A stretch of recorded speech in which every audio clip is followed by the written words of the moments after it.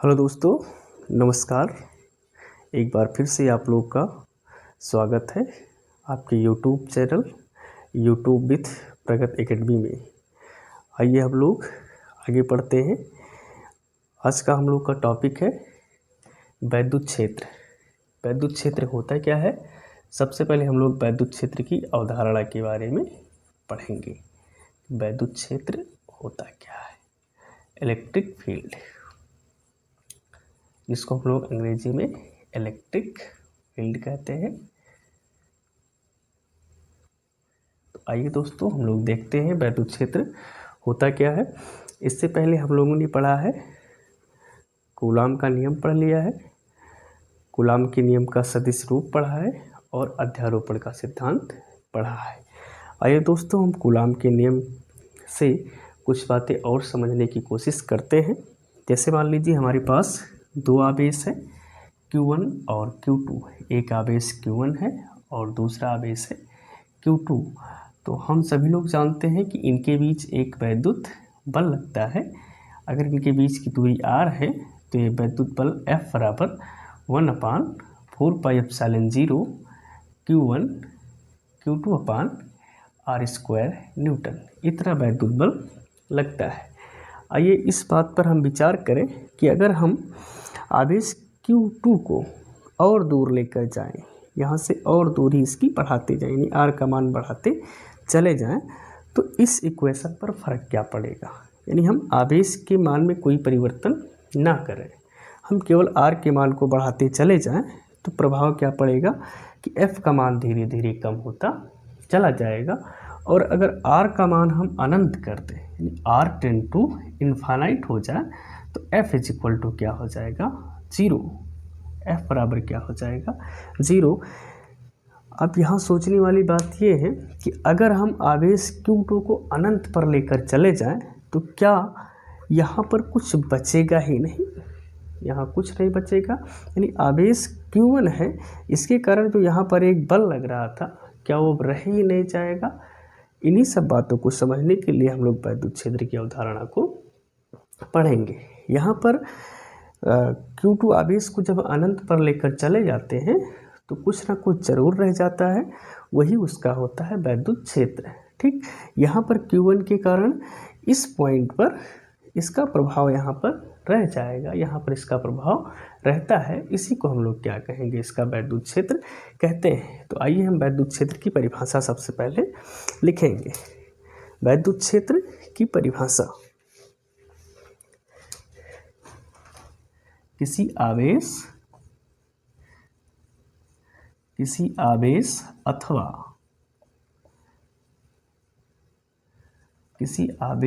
अथवा आवेश समुदाय के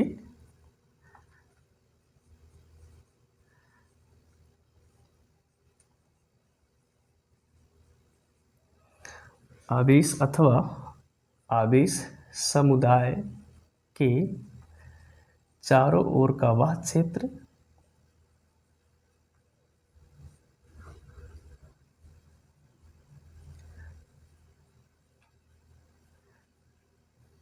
जिसमें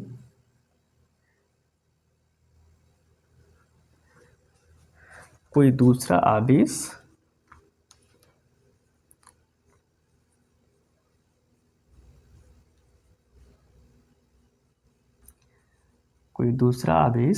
आकर्षण अथवा प्रतिकर्षण बल का अनुभव करता है।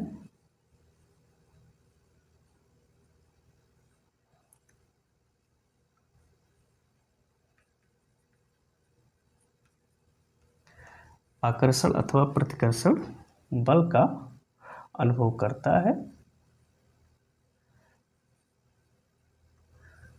विद्युत क्षेत्र कहलाता है। विद्युत क्षेत्र कहलाता है। ठीक है दोस्तों, यानी अगर कोई आवेश है यहाँ पर Q या बहुत सारे आवेश हैं और इसके पास हम कोई दूसरा आवेश अगर लेकर आएंगे, तो एक निश्चित दूरी के अंदर जब लेकर आएंगे तभी उस पर बल का प्रभाव पड़ेगा, यानी इस आवेश के कारण। ठीक, यानी इस आवेश के कारण तभी मान लीजिए यहाँ तक किसी आवेश को हम यहाँ पर लेकर आए तो इस आवेश के कारण इस आवेश पर कोई बल का प्रभाव नहीं पड़ेगा जब तक हम इसके अंदर नहीं लेकर आएंगे। तो जब इसके अंदर लाएंगे तो ये आवेश जो है एक बल का अनुभव करेगा। ठीक है, एक बल का अनुभव करेगा, वो बल आकर्षण भी हो सकता है और प्रतिकर्षण भी हो सकता है। अगर आवेश ये ऋणात्मक है जो हम इस वैद्युत यानी इस आवेश के वैद्युत क्षेत्र के भीतर अगर लेकर आ रहे हैं, अगर आवेश धनात्मक है तो प्रतिकर्षण बल लगेगा और अगर आवेश ऋणात्मक है तो आकर्षण बल लगेगा। तो किसी आवेश अथवा आवेश समुदाय के चारों ओर का वह क्षेत्र जिसमें कोई दूसरा आवेश आकर्षण अथवा प्रतिकर्षण बल का अनुभव करता है वैद्युत क्षेत्र कहलाता है। आइए हम लोग अगला टॉपिक पढ़ेंगे, वैद्युत क्षेत्र की तीव्रता।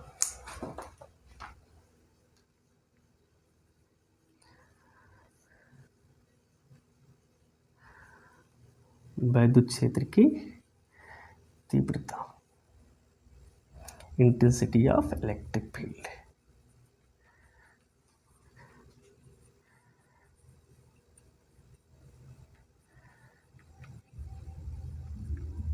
इंटेंसिटी ऑफ इलेक्ट्रिक फील्ड, ये वैद्युत क्षेत्र की तीव्रता जो है ये वैद्युत क्षेत्र के परिमाण को बताएगा। वैद्युत क्षेत्र की तीव्रता क्या बताएगा? वैद्युत क्षेत्र के परिमाण को। जैसे हम लोग जानते हैं कि अगर यहाँ पर कोई आवेश प्लस क्यू है और कोई आवेश मान लीजिए यहाँ क्यू जीरो है, इसको हम परीक्षण आवेश कह सकते हैं।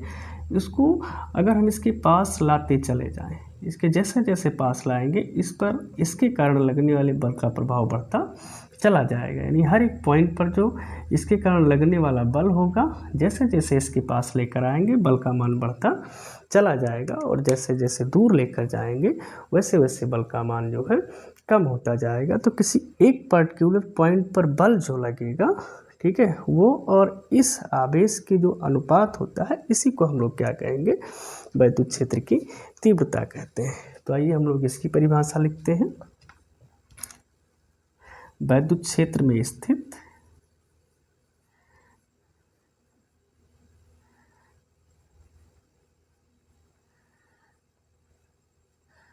किसी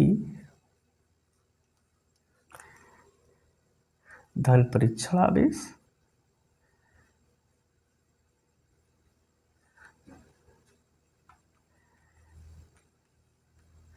आवेश पर लगने वाला बल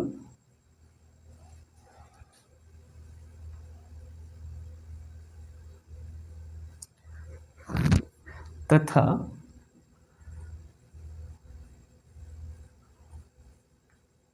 परीक्षण आवेश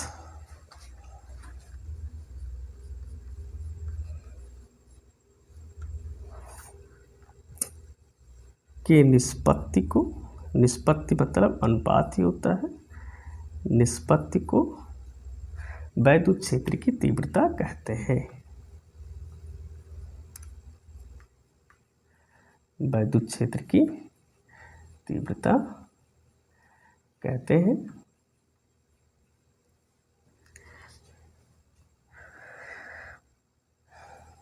वैद्युत क्षेत्र की तीव्रता कहते हैं यदि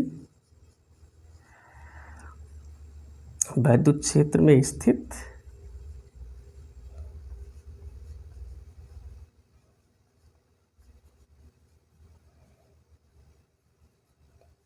धन परीक्षण आवेश Q0 पर लगने वाला बल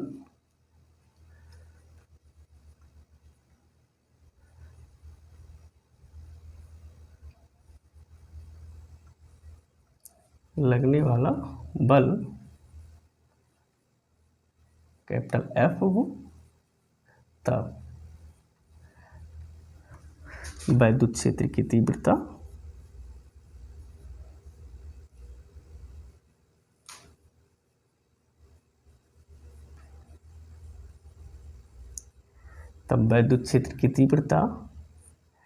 E बराबर F/Q0,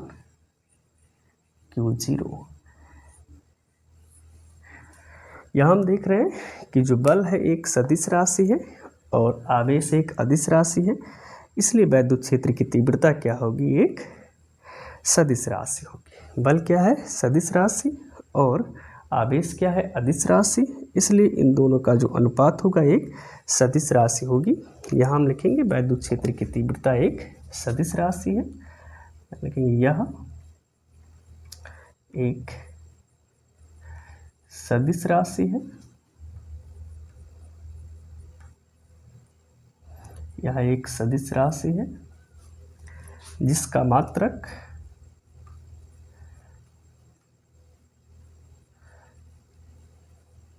यहाँ देखिए बल का मात्रक न्यूटन और आवेश का मात्रक कूलाम, तो इसलिए इसका मात्रक क्या हो जाएगा, न्यूटन प्रति कूलाम,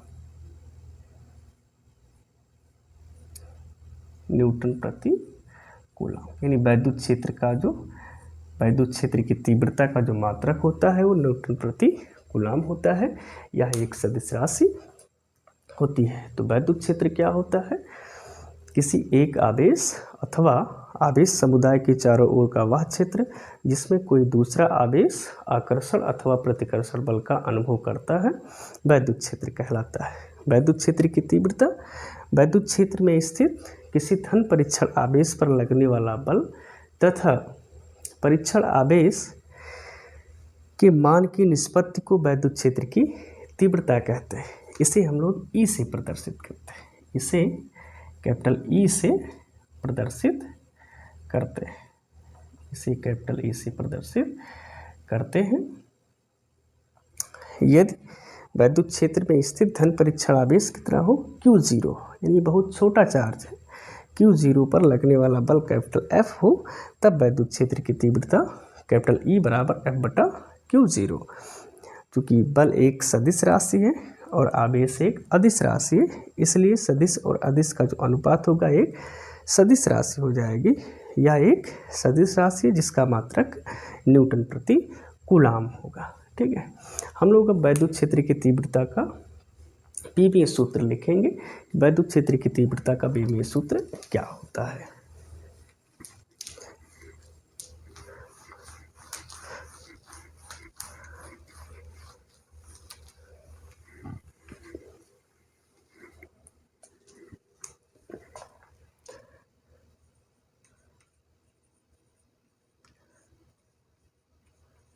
वैद्युत क्षेत्र की तीव्रता की बीमा या बीमीय सूत्र से हम लोग कहते हैं, dimensional formula of electric field intensity, बीमीय सूत्र। तो लिखेंगे, हम जानते हैं, हम लोगों ने अभी अभी वैद्युत क्षेत्र की तीव्रता की परिभाषा पढ़ी है, जो होता है E बराबर F/Q0। यहाँ से हमें इसकी बीमा लिखनी है वैद्युत क्षेत्र की तीव्रता की, तो E की बीमा बराबर F की बीमा बटा Q0 की बीमा। F की जो बीमा होती है ml t पर -2 होता है और Q की जो बीमा होती है वो AT होती है। इसलिए अगर इसे हम एक कोष्ठक में लिखें तो हो जाएगा ml t पर -3 घात हो जाएगा और a-1। ये हो जाएगा वैद्युत क्षेत्र की तीव्रता का बीमीय सूत्र या वैद्युत क्षेत्र की तीव्रता की बीमा। आइए हम लोग आगे बढ़ते हैं।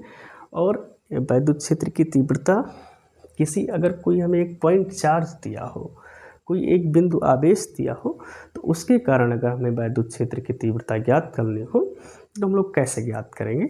आइए अगले क्वेश्चन चलते हैं। अगले हेडिंग पर हम लोग चलते हैं कि किसी बिंदु आवेश के कारण वैद्युत क्षेत्र की तीव्रता क्या होगी।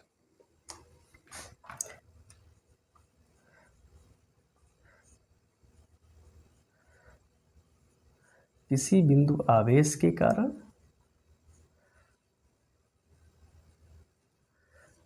वैद्युत क्षेत्र की तीव्रता।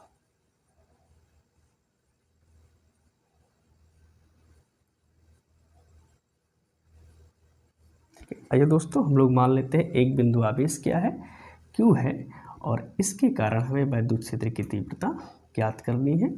मान लेते हैं बिंदु आवेश मूल बिंदु पर स्थित है, इसके कारण हमें वैद्युत क्षेत्र की तीव्रता मान लेते हैं यहाँ पर कोई पॉइंट P है जहाँ पर हमें ज्ञात करना है, जो O से स्मॉल r दूरी पर स्थित है। ठीक, कहेंगे माना एक बिंदु प्लस Q है जो मूल बिंदु O पर स्थित है, इससे स्मॉल r दूरी पर एक बिंदु P है जहाँ वैद्युत क्षेत्र की तीव्रता ज्ञात करनी है। इसके लिए मान लेंगे हम कि बिंदु P पर एक धन परीक्षण आवेश Q0 स्थित है। हम लोग जानते हैं कूलाम के नियम से, अगर दो बिंदु आवेश हो और इनके बीच की दूरी हमें दी गई हो तो इनके बीच एक वैद्युत बल लगता है, जिसका परिमाण क्या होता है, F बराबर 1/4πε0 Q0/r² न्यूटन। यहाँ पर जो बल की डायरेक्शन होगी वो बाहर की ओर होगी, क्योंकि ये दोनों धनात्मक आवेश, परंतु हम लोग जानते हैं वैद्युत क्षेत्र की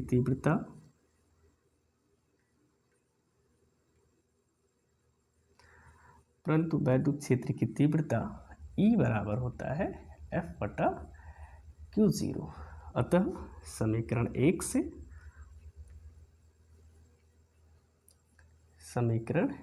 से F इज इक्वल टू, यानी यहाँ से हो जाएगा E इज इक्वल टू, यहाँ F का मान ये पूरा रख देंगे तो F का मान ये हो जाएगा 1/4πε0 Q0/r², और यहाँ से आपका Q0 है, ये और ये कैंसिल आउट हो जाएंगे। E बराबर आ जाएगा 1/4πε0 Q/r² न्यूटन प्रति कूलाम।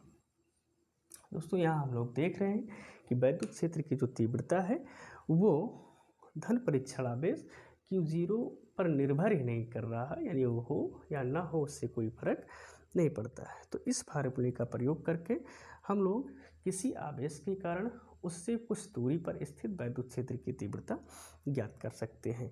अगर हम बात करें किसी आवेश के कारण अनंत पर वैद्युत क्षेत्र की तीव्रता कितनी होती है, तो 0 होती है, क्योंकि यहाँ पर अगर हम लिखेंगे कि r टेंड टू 0 तो E r tend to infinite तो F tend to E tend to क्या हो जाएगा, 0 हो जाएगा, क्योंकि Q/इन्फानाइट की जो वैल्यू होगी वो 0 होगी, यानी अनंत पर जो वैद्युत क्षेत्र का मान होता है कितना होता है, 0 होता है। ठीक है, तो आइए दोस्तों अब हम लोग जो है 5×10⁻⁻19 कूलाम तथा 20×10⁻⁻19 कूलाम के दो बिंदु आवेश परस्पर 2 मीटर की दूरी पर स्थित है। इनको मिलाने वाली रेखा के किस बिंदु पर वैद्युत क्षेत्र की तीव्रता 0 होगी। यदि इस बिंदु पर आवेश Q रखें तो इस पर कितना बल लगेगा। तो हम लोग सबसे पहले यहाँ से हेडिंग डालेंगे हल, और दिया क्या क्या इसको लिखेंगे। दिया है और यहाँ से आवेश आपको दिए हैं, क्या क्या दिए हैं, Q1 दिया गया है 5×10⁻⁻19 कूलाम, और आवेश Q2 दिया गया है 20×10⁻⁻19 कूलाम, और इनके बीच की दूरी r बराबर 2 मीटर दिया गया है। इसका अगर हम चित्र बनाएं तो ये कुछ ऐसे होगा कि यहाँ पर एक आवेश Q1 मान लेते हैं और यहाँ पर कोई दूसरा आवेश है Q2। यहाँ पर Q1 का मान 5×10⁻⁻19 कूलाम है और Q2 का मान है 20×10⁻⁻19 कूलाम है। इनके बीच की जो टोटल डिस्टेंस है कितना है, 2 मीटर है। यहाँ से यहाँ तक की जो टोटल दूरी है वो 2 मीटर है। ठीक है, यहाँ से यहाँ तक की दूरी कितना है, 2 मीटर है। ये कह रहे हैं कि इन दोनों बिंदुओं को मान लेते हैं AB है, इन दोनों बिंदु आवेशों को मिलाने वाली रेखा के किस बिंदु पर वैद्युत क्षेत्र की तीव्रता 0 होगी। ठीक है, तो वैद्युत क्षेत्र की तीव्रता इन दोनों आवेशों को मिलाने वाली रेखा के किसी ऐसे बिंदु पर 0 होगा जहां पर Q1 के कारण वैद्युत क्षेत्र की तीव्रता Q2 के कारण उत्पन्न वैद्युत क्षेत्र की तीव्रता के बराबर होगी। मान लेते हैं पॉइंट कितना है, ये पॉइंट कहीं यहाँ पर C है। ठीक है, ये पॉइंट कितना है, C है, जो Q1 आवेश से x दूरी पर है। अगर ये दूरी x है और ये दूरी पूरा कितना है, 2 है, 2 मीटर है, तो ये हो जाएगा कितना जो है 2 - x मीटर हो जाएगा। ठीक, इस पॉइंट सी पर क्या है, वैद्युत क्षेत्र की तीव्रता शून्य होगी। यहाँ मान लेंगे माना आवेशों के बीच किसी बिंदु सी पर क्षेत्र की तीव्रता शून्य होगी। क्षेत्र की तीव्रता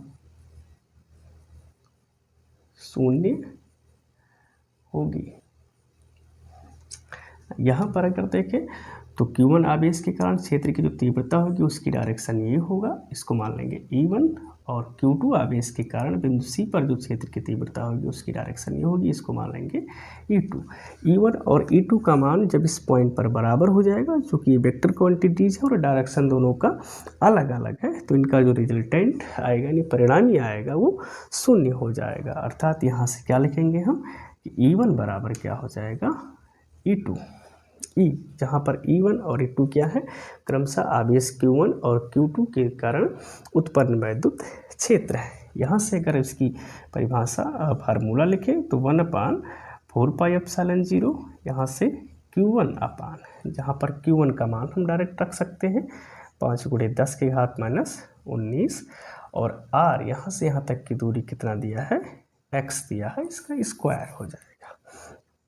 यहाँ से 1/4πε0 और Q का मान दिया है 20 × 10⁻⁻19 कूलम, Q2 का मान दिया है, और यहाँ से बिंदु C से Q2 की जो दूरी है वो 2 - x है, और इस पूरे का स्क्वायर कर देंगे। यहाँ से 1/4πε0 से 1/4πε0 कट गया, 10⁻⁻19 से 10⁻⁻19 कट गया। यहाँ बचा कितना, 5/x², और यहाँ 20/2 - x²। ठीक, आइए यहाँ हल कर लेते हैं आगे हम लोग।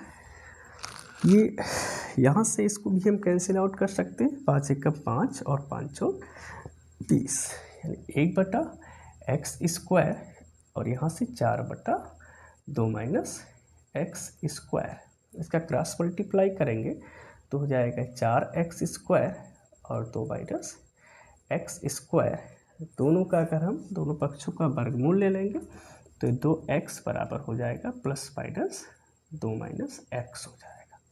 ठीक है, यहाँ से प्लस माइनस आया है, हम एक बार पॉजिटिव चार्ज को लेंगे अभी, है ना, पॉजिटिव चार्ज लेंगे, पॉजिटिव साइड को। ठीक है, एक बार क्या लेंगे हम, धनात्मक चिन्ह को, धन चिन्ह लेने पर, तो धन चिन्ह जब लेंगे तो हो जाएगा 2x = 2 - x, पक्षांतर करेंगे ये 2x, ये माइनस इधर आएगा तो +x हो जाएगा = 2, और यहाँ से ये 3x = 2 और x = आ गया 2/3। और उसके बाद यहाँ से अगर हम नेगेटिव साइन लें, यानी ऋण चिन्ह कर लेते हैं, ऋण चिन्ह कर लेंगे तो आ जाएगा आपका 2x = -2 - x। ठीक है, या इसको लिखेंगे 2x = -2 + x, ये x इधर आएगा तो इधर पॉजिटिव है तो इधर नेगेटिव हो जाएगा, तो 2x - x = -2 और x = -2, जो कि असंभव है। असंभव क्यों है, क्योंकि यहाँ पर देख रहे हैं A और B के बीच की दूरी 2 मीटर है। अब 2 ये पूरा है तो इसके बीच में कहीं नेगेटिव तो हो नहीं सकता है ना, इसलिए Q1 आवेश से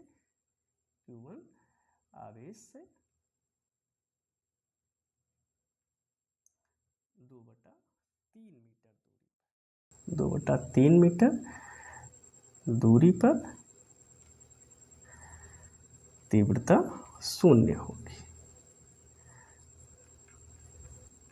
ठीक, ये इसका हो जाएगा उत्तर।